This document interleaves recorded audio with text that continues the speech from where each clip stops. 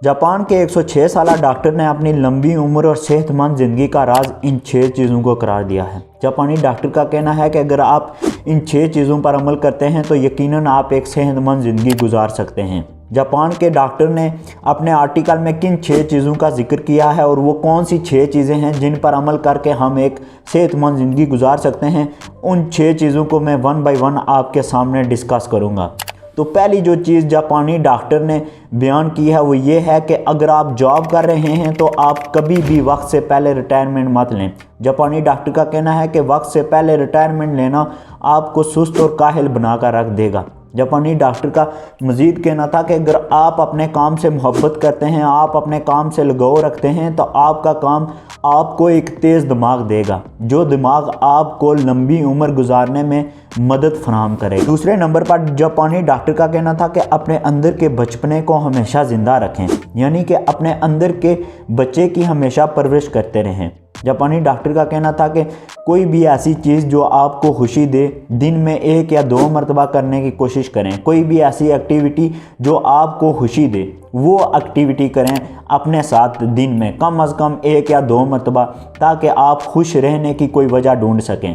जब इंसान खुश होता है तो इंसान की बॉडी एक ख़ास किस्म का हार्मोन रिलीज़ करती है जिसको हम डोपामाइन हार्मोन कहते हैं, और ये हार्मोन्स इंसान के स्ट्रेस लेवल को कम करने में बहुत ही मदद देते हैं।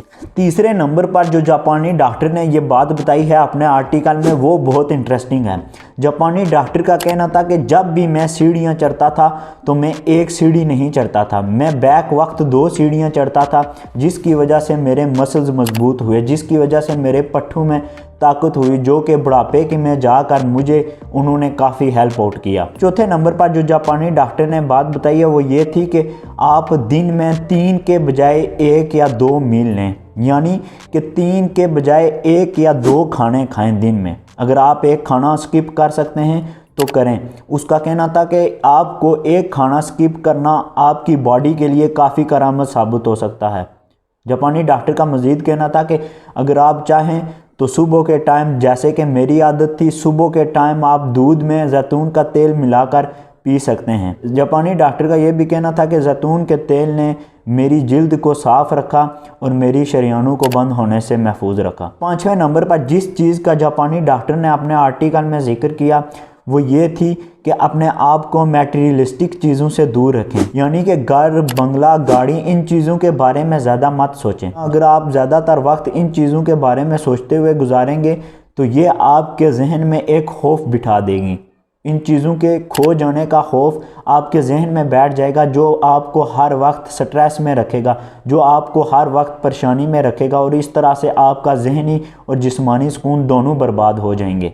अब 6ठे नंबर पर जो जापानी डॉक्टर ने हमें यह बात बताई है अपने आर्टिकल में, जापानी डॉक्टर का कहना था कि अगर आपके पास कोई भी इल्म है, किसी भी तरह का नॉलेज है, तो उसको दूसरों के साथ शेयर करें। कोई भी इल्म है, अगर आपके पास छोटी सी छोटी चीज़ का भी अगर इल्म है तो कोशिश करें दिन में उसको किसी 1 या 2 इंसानों में मुंतकिल करें, किसी 2 इंसानों को वो इल्म सिखाएं। का कहना था कि ऐसा करने से आपको एक सेल्फ सेटिस्फेक्शन मिलेगी दिन में, और आपको लगेगा कि हाँ आज मैंने कोई एक अच्छा काम किया है, जिसकी वजह से वो दिन आपका अच्छा गुजरेगा। तो ये 6 चीज़ें थी जिनका जापानी डॉक्टर ने अपने आर्टिकल में जिक्र किया है, और जापानी डॉक्टर का कहना था कि इन 6 चीज़ों को मद्देनज़र रखते हुए मैंने एक अच्छी और सेहतमंद ज़िंदगी गुजारी है। और डॉक्टर के एक फ्रेंड का कहना था कि डॉक्टर साहब ने मरने से सिर्फ 15 या 20 दिन पहले रिटायरमेंट ली, और 15 या 20 दिन पहले भी वो मरीज़ों को चेक कर रहे थे, और उसी तरह चेक कर रहे थे जिस तरह 30 या 40 साल पहले चेक करते थे।